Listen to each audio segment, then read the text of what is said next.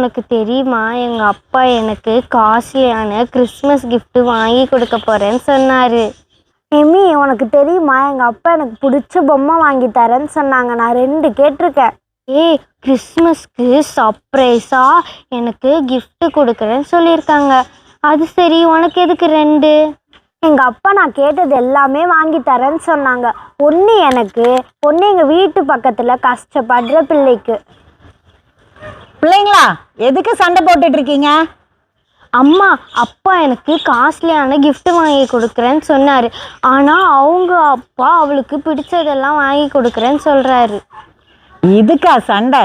கவலைப்படாத, உனக்கு பிடிச்சது எல்லாம் வாங்கி கொடுக்குறேன்.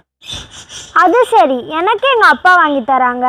பர்த்டே பேபிக்கு, அதாவது குழந்தையா பிறந்த ஏசப்பாவுக்கு யார் gift கொடுத்தா?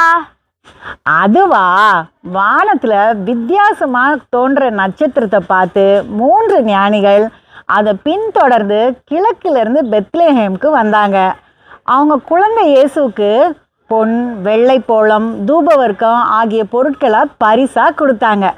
அப்படியா? இயேசு பாப்பாக்கு gift எல்லாம் கொடுத்தாங்க. இந்த விஷயம் எனக்கு தெரியாதே. இப்போ தெரியுதா கிறிஸ்மஸ் காலங்கள்ல ஏன் மற்றவங்களுக்கு gift கொடுக்குறோன்னு? அது சரி, அவ ஏதோ கஷ்டப்படுற பிள்ளைக்கு கொடுக்க போறாளமே, அது என்னது? நமக்குள்ளேயே கிஃப்டை கொடுத்துக்கிட்டா பிதா ஏசப்பாவை நமக்கு கிஃப்டா கொடுத்தது பலருக்கு தெரியாம போயிடும்ல.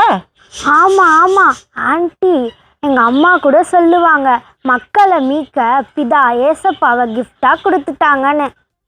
ஏசப்பாவும் கிஃப்ட்டு, அவருக்கும் கிஃப்ட்டு, எல்லாருக்குமே கிஃப்ட்டு.